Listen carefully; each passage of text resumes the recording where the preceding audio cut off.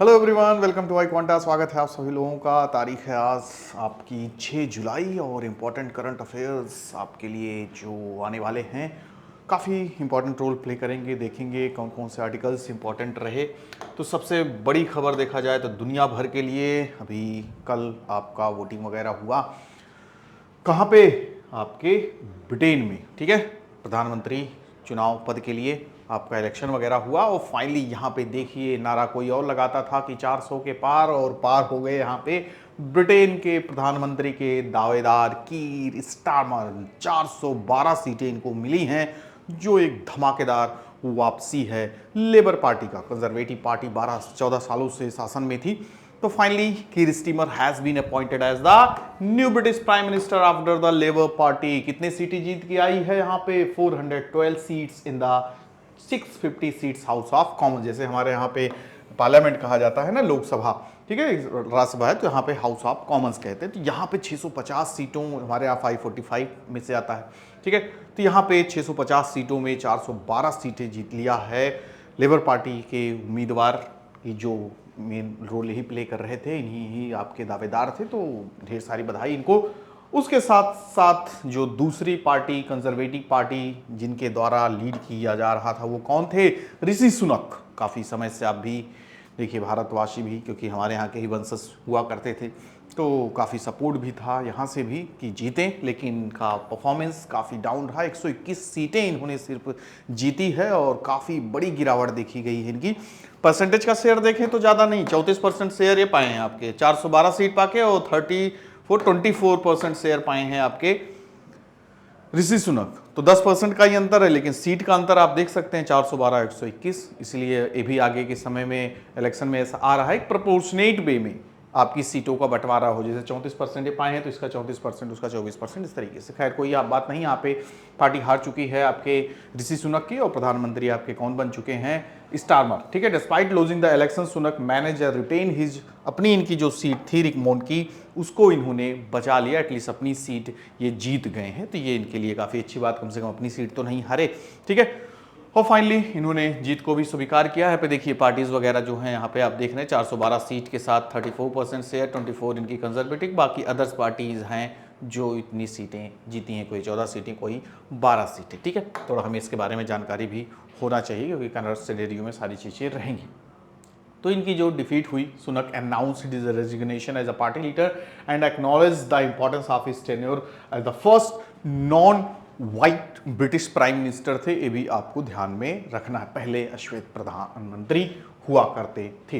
Potential leadership candidate for the Conservative Party such as Penny Mordaunt, ये बड़े बड़े leaders थे, ये भी फाइनली अपनी सीट नहीं बचा सके, हार गए। जैसे हमारे यहाँ के भी चुनाव वगैरह होता, देखिए आपकी स्मृति ईरानी, बड़े बड़े लीडर्स हार जाते हैं अपना चुनाव वगैरह, लेकिन फिर भी हमारे यहाँ मंत्री बना दिया जाएगा, फिर उसके बाद बाई इलेक्शन वगैरह में जीतते हैं।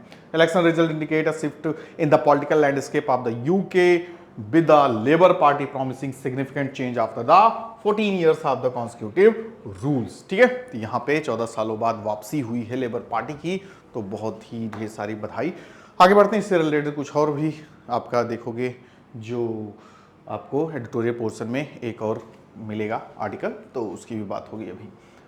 दूसरा जो यहाँ पे आर्टिकल है काफ़ी important, spiritual orientation, religious practices and codes, ठीक है। अभी हाल ही में मद्रास हाई कोर्ट ने एक फैसला सुनाया है, ऐतिहासिक फैसला एक तरीके से है, कि 2015 में इसको रोक दी गई थी। एक प्रथा थी, द नेम ऑफ द प्रथा इज अंग प्रदक्षिणम, ठीक है।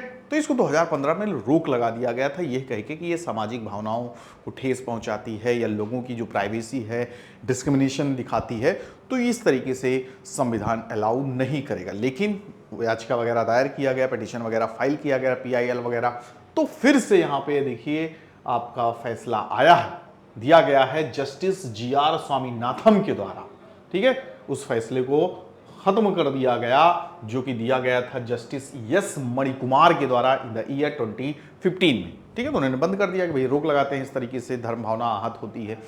तो इन्होंने कहा कि नहीं, ऐसा नहीं है, लोगों की अपनी प्राइवेसी है, यानी आपको अपना धर्म को प्रोपेगेट करना है, प्रचार प्रसार करना है, आपकी प्रथा है, आपका कल्चर है, आपकी सोसाइटी का एक्सक्लूसिव कल्चर है, तो उसको आप कंटिन्यू कर सकते हैं, वो भी आपके राइट टू प्राइवेसी के अंदर आता है, अंडर आर्टिकल फंडामेंटल राइट 21, ठीक है।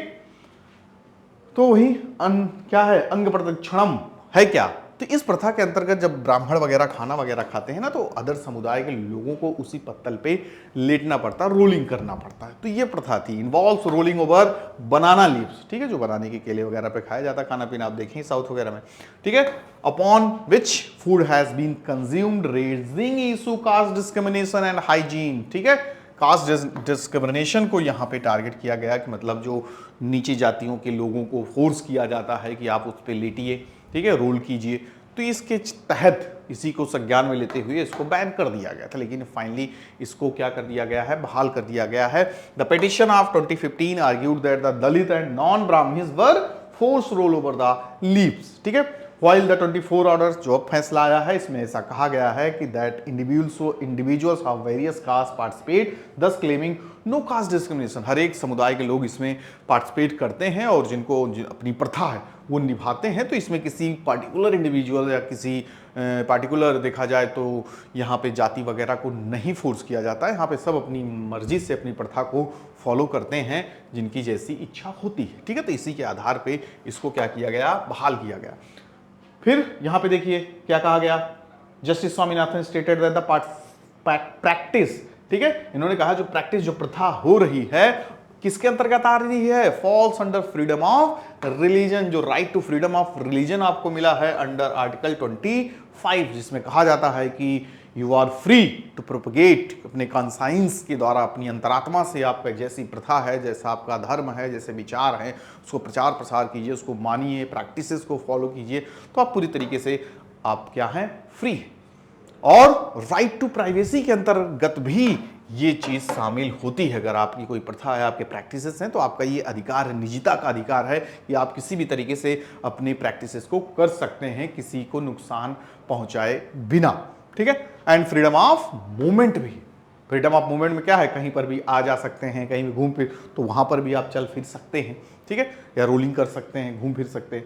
तो ये आपका अंडर आर्टिकल 19(1)D में दिया हुआ है, ठीक है। तो इसके अंतर्गत इन्होंने कहा कि जो है सही है। The judgments had revived the debate on the judiciary role in the determining essential religious practices and balancing these with constitutional values। जो संविधान में सारी बातें दी गई हैं, फंडामेंटल राइट्स, तो इन सब के बीच में देखिए आपके जो रिलीजियस प्रैक्टिसेस हैं, तो इनको भी एक तरीके से क्या दे दिया है, आपका एक क्या कहते हैं, एक माहौल कि उस पर भी बातें होनी चाहिए, ठीक है। उससे रिलेटेड जुडिशरी का जो रूल है वो भी डिटरमाइन होना चाहिए, किस तरीके के इस पे फैसले होने चाहिए। ऐसे यहाँ पे देखिए बोला गया, article argues that a judgment should not decide theological matters, ठीक है, and that the constitution should remain supreme, ठीक है। कॉन्स्टिट्यूशन के आधार पे ही वही सर्वोच्च है, वही बताएगा, वही फैसला लेगा क्या सही है, कितना गलत है, ठीक है। तो काफ़ी इंपॉर्टेंट था, इसको भी जानना सही है, काफ़ी ऐतिहासिक फैसला है। और यहाँ पे फाइनली आपने देखा ही है, कभी हाल ही में आपके हाथरस में एक बहुत बड़ी घटना हुई जहाँ पे एक सेल्फ गॉड मैन थे, अपने आप को भगवान मानना, बड़े बाबा के रूप में आए, ठीक है, जिसको कोई जानता ही नहीं था कि इनका नाम भी है। कम से कम कुछ बाबा वगैरह को तो हम लोग जानते हैं, जैसे प्रेमानंद जी हैं जो भाई दुनिया भर को ज्ञान दे रहे हैं। तो यहाँ पे सेल्फ गॉड बने हुए हैं, ठीक है, भगवान बने हुए हैं। मेनली देखा जाए तो ये जो अननोन बाबा लोग हैं, इनकी संख्या बड़ी ज़्यादा है, इनके भक्तों की, अनुयायियों की। देख तो 80,000 लोगों को बुलाया गया और 2.5 लाख लोग वहाँ पे एकत्रित हो गए और भगदड़ मच गई। और फिर फाइनली क्या हो गया, सबको देखा जाए तो लगभग 150 तो संख्या है, कितने मरे कुछ पता नहीं है, ठीक है। तो एक बड़ी भगदड़, 2.5 लाख लोगों में भगदड़ होगी तो कितने लोग हताहत होंगे तो आपको पता ही चल सकता है। आंकड़े आपके 121 हैं, 10 जैसे आपको लगाता हूँ, तो कुछ भी सरकारी आंकड़े हैं तो 10 अपने आप लगा लो, ठीक है, क्योंकि सरकार छुपाती है अपनी इसको, अपनी नाकामियों को, ठीक है। तो यहाँ पे तो देखिए जो, और सरकार हमेशा क्या काम करती है, कोई भी, चाहे कोई बड़ा स्कैम हो, चाहे इस तरीके की घटनाएं हों, तो उसमें अक्सर आप देखोगे कि छोटे छोटे लोग, छोटे छोटे ऑफिसर्स, उन्हीं लोगों को ही पकड़ा जाता है, उन्हीं लोगों को सस्पेंड किया जाता है, उन्हीं लोगों को सजा मिलती है। यहाँ पर भी वही देखने को मिल रहा। अभी आपने देखा नीट का स्कैम हुआ, एनटीए का पेपर, आपका नेट का पेपर गड़बड़ हुआ, या कोई भी ऐसी सरकारी परीक्षा, वनडे एग्जाम्स हुआ, कोई भी एग्जाम वगैरह होता है तो छोटे छोटे लोगों को ही पकड़ा जाएगा। मतलब जो लगा देगा इसने परीक्षा पेपर वहाँ करवाया, ये करवाया, वो करवाया। अरे भाई बड़ी मछलियों को पकड़ो, जो वहाँ से ऊपर से आदेश हुआ है, ऊपर से कोई बड़ा काम हुआ है, इनको करके इनको सस्पेंड करके सजा वजा दे के आप खेला खत्म। वही हाल यहाँ पर भी, ऑर्गेनाइजर को पकड़ रहे हैं जिसने आयोजन किया था। अरे आयोजन किया था तो बाबा को भी तो पता है कि 80,000 50,000 की गैदरिंग कर रहा है, हमारे भक्त बहुत ढेर सारे आएंगे, तो बाबा को ही बोल देना था पहले, भाई साहब पहले हमें दिखाइए, इंस्पेक्शन करवाइए, अगर सही है, बड़े तादाद में भीड़ है, या भीड़ अगर बढ़ भी गई चलो ठीक है, बाबा को नहीं पता था तो उस हिसाब से अपनी व्यवस्था रखते, बढ़ने ना पाए। एक सिस्टमेटिक मैनेजमेंट होता है ना, भीड़ तो ऐसा थोड़ी ना हर जगह भीड़ होती है, तो मैनेजमेंट होता है किस तरीके से भक्त कहाँ से निकलेंगे, मैं कहाँ से निकलूंगा। खुद निकल रहे हो भगवान बन के, पीछे भक्त आपके भागे जा रहे हैं, आपको देखना था, आपको सोचना था कि भक्त पहले आप निकल जाइए फिर जाएंगे हम। अगर बड़का बाबा होते, बड़का इनको समझने वाले होते, भक्तों को समझने वाले होते, खुद तो निकल लिए, पीछे भक्त भी अनपढ़ अशिक्षित मूर्ख, क्योंकि बाबा को पता है कि टारगेट भी मैं वैसे लोगों को किया हूं जिसको कुछ भी बोलो समझ में आ जाए। ठीक है, इनका मेन टारगेट ही रहता था जो समाज के सबसे निचले वर्ग के लोग, जो शिक्षा के अभाव में, समझदारी के अभाव में, उनको आशा होती है ना, जो एकदम दबा कुचला, एकदम नीच, आप देखोगे ग्राउंड एकदम लोअर मिडिल क्लास के मिडिल क्लास होंगे, एकदम गरीब लोग, तो उनको उम्मीद होती है। ठीक है, एक सांत्वना, एक उम्मीद में जाते हैं इन बाबाओं के पास, या कोई इनको लगता है कि यहाँ से हमें कुछ सीख मिलेगी, उनका कुछ आशीर्वाद मिल जाए, शायद हमारा जीवन बेहतर हो जाए। यही सोच के तो आपके जो किसान हैं, जो गरीब हैं, वोट भी डालते हैं, पार्टिसिपेट करते हैं कि कुछ बदलाव हो जाए, पता चलता उनका जीवन वैसे ही वैसे रहता है। तो यहाँ पे ही इतनी बड़ी घटना घटी और इतनी बड़ी भगदड़ मची, और ये फाइनली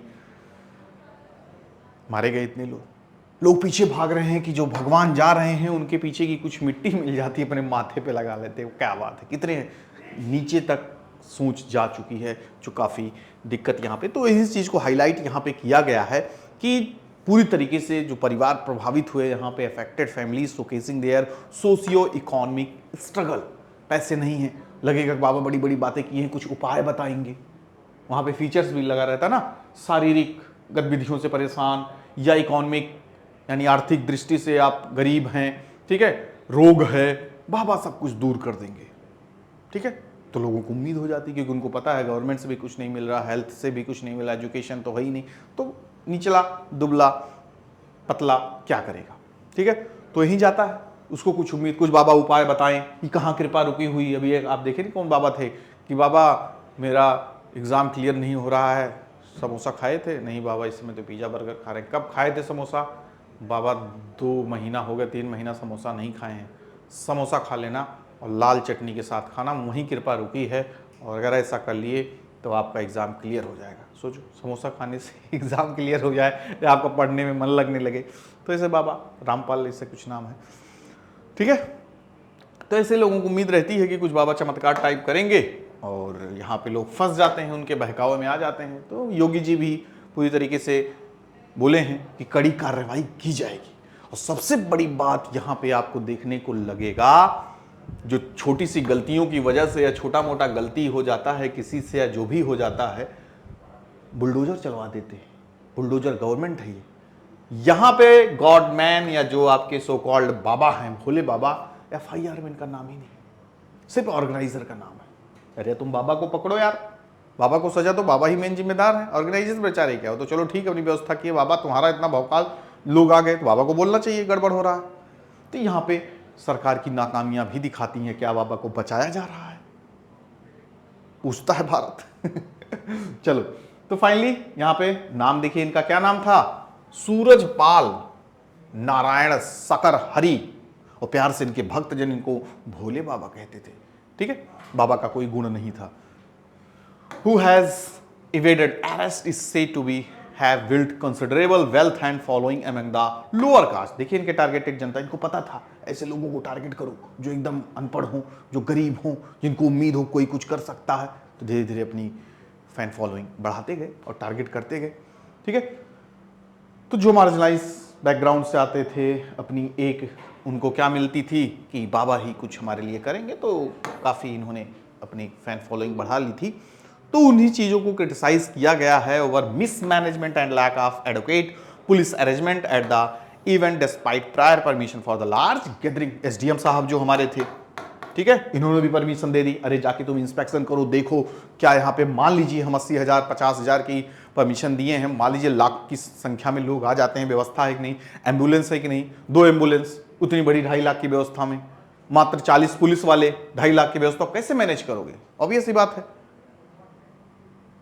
ठीक है। तो ये सब दिक्कतें यहाँ पे दिखाई दी, जिसकी वजह से बाकी हेल्थ केयर का भी यहाँ पे पूरा भंडाफोड़ हो गया। यानी जो ट्रॉमा सेंटर हेल्थ केयर वगैरह था, कोई न बेड है, न दवाइयाँ हैं, न सारी चीज़ें हैं, तो लोग इन सब में कितने लोग अपनी जान दे दिए, जान देना पड़ा होगा, भाई व्यवस्था ही नहीं है तो क्या करोगे। ये उन लोगों के लिए भी काफ़ी अच्छी खबर है जो देखा जाए तो घूमने फिरने, भाई आप बड़े हो गए हो, घूम फिर रहे हो, डेट पे जा रहे हो या कहीं घूम फिर रहे हो, पुलिस वाले बजरंग दल वाले पहुंच गए, आपको पकड़ के पुलिस के हवाले कर दिए, या आज के समय पेरेंट्स भी, माता पिता हैं, शिकायत कर दिए कि मेरी बेटी की मर्जी के बिना या मेरी बेटी के साथ ये डेट पे गया था, तो लड़का तो बेचारा विक्टिम हो गया और लड़की पीड़ित हो गई, लड़का अपराधी हो गया, ये पीड़ित हो गई, ठीक है। तो इस केस में लड़के को गिरफ्तार कर लिया जाता है। तो यहां पे कोर्ट ने फैसला सुनाया है, हाई कोर्ट ने, उत्तराखंड हाई कोर्ट ने कहा in response to PIL on gender discrimination stance dating observe that boys should not be arrested when 2 young individual go on a date. अगर 2 लोग अपनी मर्जी से डेट पे जाते हैं, एडल्ट हैं, 18 वर्ष की आयु, 20 वर्ष की आयु पूरी कर चुके हैं, तो यहाँ पे सिर्फ लड़के को दोषी मानकर गिरफ्तार नहीं किया जाएगा। इस तरीके से डिस्क्रिमिनेशन ही है। तो दोनों बराबर अपनी कंसेंट से गए थे, दोनों बराबर अपनी सहमति से गए थे, तो भैया उसको पीड़ित बना दिया गया, उसको दोषी बना दिया गया, तो ये गलत यहाँ पे कोर्ट ने कहा है।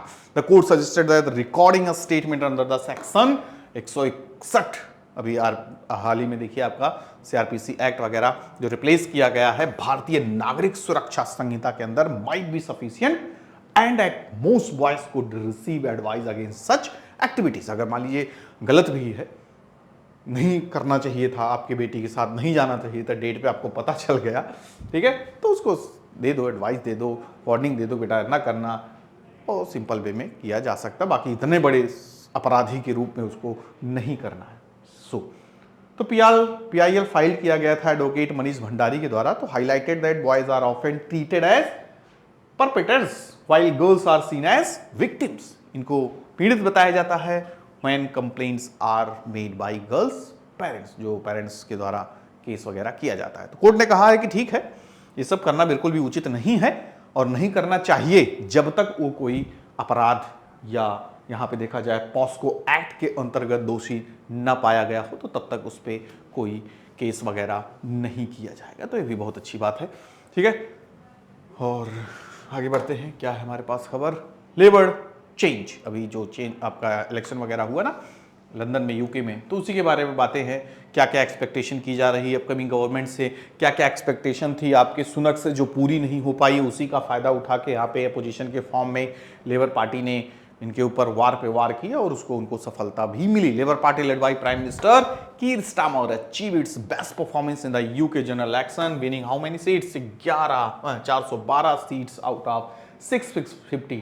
और चीजें emphasise the need for national renewal and नी रिबिल्डिंग। अब इनसे इच्छा की जाती है, इनसे आपका एक्सपेक्टेशन किया जाता है कि अब ये ऊंचाइयों पे ले जाएंगे अपने देश को, और वो सभी मुद्दे जो इन्होंने बनाए थे लोगों को अपनी तरफ खींचने के लिए, कैंपेनिंग किए थे अगेंस्ट सुनक कि इन्होंने ये चीजें बेहतर नहीं किया, इसलिए आप हमें वोट दीजिए, हम बेहतर करेंगे, तो अब इनसे उम्मीद की जाती है कि वो बेहतर करेंगे, ठीक है।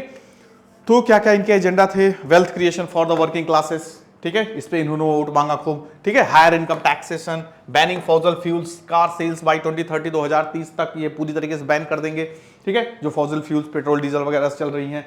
And establishing a new border control agency, ये सब हम बनाएंगे और काफी ऊंचाइयों पे देश को ले जाएंगे। तो ये इनके मुद्दे थे। Conservative party led by prime minister Rishi Sunak, इनको वोट से बाहर कर दिया गया, जीतने से बाहर कर दिया गया। क्या लगा के इल्जाम, with blame attributed to the mishandling Brexit, ठीक है। इकोनॉमिक क्राइसिस से जूझ रहा है देश, एडेक्वेट पब्लिक सर्विसेज और कई सारे स्कैंडल्स। तो स्कैंडल्स तो भाई बहुत बड़ा रोल प्ले करता है। 2011-10 में जो हुए कॉमनवेल्थ घोटाला वगैरह देखिए, यही सब पूरा था। ठीक है, जो 2014 में कांग्रेस की सरकार खत्म हो गई, इस बार भी उतने बड़े लेवल पे वोटिंग मैंडेट नहीं मिला। बीजेपी अगर देखा जाए तो ओवरऑल हार ही गई। ठीक है, इसके ऊपर भी कई सारे देखो अपोजिशन ने इल्ज़ाम लगाए कि जो इलेक्टोरल बॉन्ड स्कीम था, अग्निवीर स्कीम, कई सारे इल्ज़ाम वगैरह लगे, तो उसकी वजह से काफ़ी वोट का नुकसान यहाँ पे झेलना पड़ा। तो इनके ऊपर भी इल्ज़ाम लगा और उसी का फ़ायदा मिला अपोजिशन पार्टी को। तो राइजिंग कॉस्ट ऑफ लिविंग, ठीक है, ये भी था मेन मुद्दा। इन्फ्लुएंस बाय द कोविड-19 पैंडेमिक, यूक्रेन वॉर या poor practice shortage and major campaigning issue, यही बनाए गए थे। Keir Starmer criticise Sunak immigration policies. ठीक है, इनकी जो इमिग्रेशन पॉलिसी वगैरह थी, इस पर भी इन्होंने काफ़ी सवाल उठाए थे। अब इनसे भी एक्सपेक्टेशन की जाती है कि आगे आने वाले समय में ये बेहतर करेंगे। जो इनके बयानबाजी वगैरह भी किए थे इनके लीडर्स वगैरह भी, उस पर भी दबाव रहेगा इनके ऊपर कि उसको ठीक करें, सही करें। फॉर इंडिया देखा जाए तब हमारे पॉइंट ऑफ व्यू से अब क्या होगा, सुनक का जो डिफीट था काफ़ी हमारे लिए भी थोड़ा बहुत देखा जाए चिंताजनक था, क्योंकि हम भी काफ़ी उनको करीब से जानना शुरू कर दिए थे, यहाँ पे विजिट करना उनका था। ठीक है, तो थोड़ा बहुत लगा कि नहीं होना था। खैर वो तो वहाँ की बात है, जो अपने देश में जैसा आप कर रहे हैं, जैसा परफॉर्म कर रहे हैं, उसी हिसाब से जनता आपको चुनेगी। अभी थोड़ी ना था भारतीय जनता पार्टिसिपेट कर लेती तो सुनक को पक्का जिता देती। ठीक है, इतने हम खलियर बैठे हैं, वोटिंग अगर करना पड़ता है यहाँ पे फेसबुक और इंस्टाग्राम पे, तो भाई साहब एकदम बहुत बड़े मैंडेट से सुनक जीत जाते। ठीक है, तो यहाँ पे हम उम्मीद करेंगे कि हमारा जो India UK free trade agreement वगैरह है बेहतर हो, आगे आने वाली जो गवर्नमेंट बनी है वो हमसे जुड़े और फाइनली जो हमारे टाई अप वगैरह हों।